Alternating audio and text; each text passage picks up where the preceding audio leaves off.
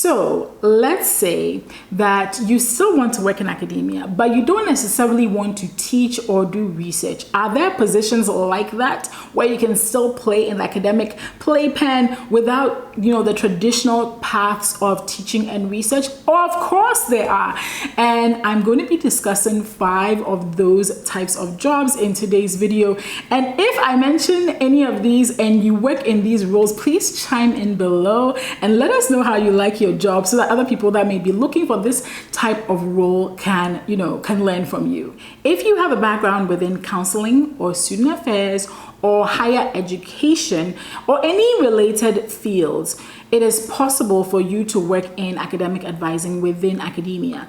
And even if you don't have these backgrounds and you have some experience working within student affairs, and let's say you have a PhD in, like me, microbiology and immunology, and there is a medical school that needs an academic advisor, you may be considered for the role. What do academic advisors do? Typically, academic advisors, like the name suggests, are helping students with course planning, course registration, career planning, some career planning, because there's also one role I'm going to be talking about, which is career development. They are really focused on that, but they may be pointing students to resources that help them with their careers. And wink, wink to all of you career folks who have been sharing my videos. I've received messages from students, of people doing this. Anyway, back to the point. So academic advising, really, the focus of this is really helping students meet their academic goals, sometimes even helping them to stay enrolled, right? Because there are students that maybe they're the first in their family to go to college, maybe they're the first in their family to go to med school or pharmacy school or PhD, and academic advising can exist at all of these levels, not just at the bachelor's degree level.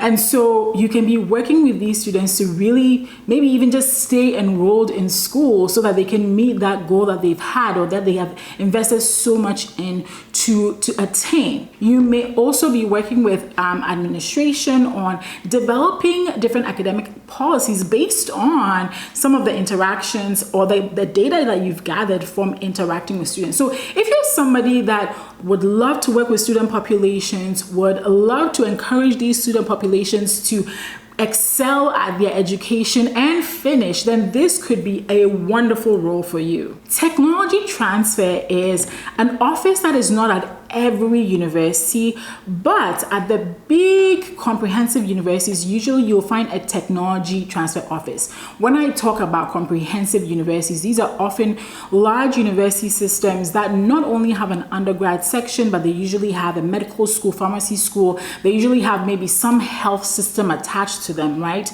These are considered comprehensive universities, especially here in the US, comprehensive universities. So usually at these universities, you will have a technology transfer office that will evaluate inventions of faculty and researchers at that institution and see if it has a potential commercial fit, right? And so if, let's say, a research and a lot of medical breakthroughs in pharmacy, breakthroughs in technology in general, sometimes have started at universities and then are taken on by industry partners that develop the technology, okay? One that easily comes to mind is cell therapy in the field of immunology and cell therapy. The research really started at a university, but the way that research ends up in the hands of industry partners who can then take that and continue to develop that and bring that to market is usually through a technology transfer office. So usually technology transfer people have PhDs or MBAs, right?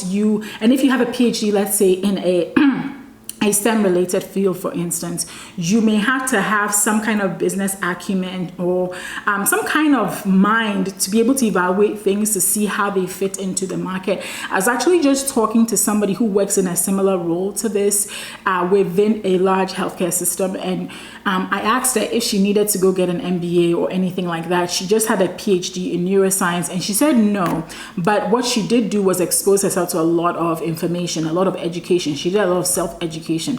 So you don't necessarily have to go out and get an MBA if you don't have one.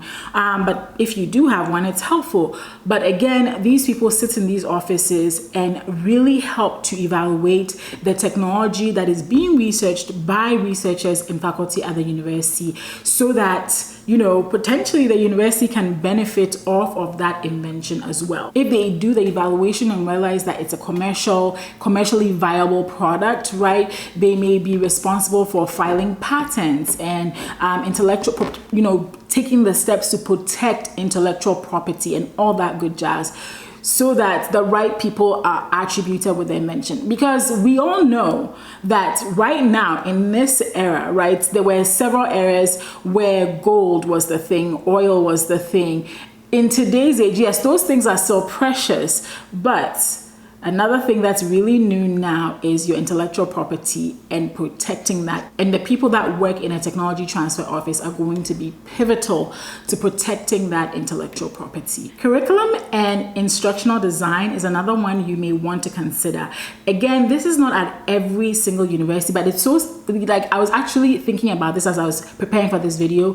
When I was teaching at a community college, right, even at the community college level, there were point people within the community college system that were instructional designers that we could reach out to. And these people were responsible for educating faculty on how to use the tool we were using then, which was, I think, was Canvas. So they would actually create educational modules for us, showing us the proper way to use Canvas to facilitate student learning, right? And so that's just one part of their job. But really, if you have a background, a PhD within education or any kind of education related PhD or background EdD, right, this may be a really great job for you, because it goes into stuff like developing course materials, helping faculty develop learning objectives and support student learning in a way that's viable, helping faculty to integrate technology into teaching. And so these people are really, really important. Trust me. I remember when I was a professor at the community college,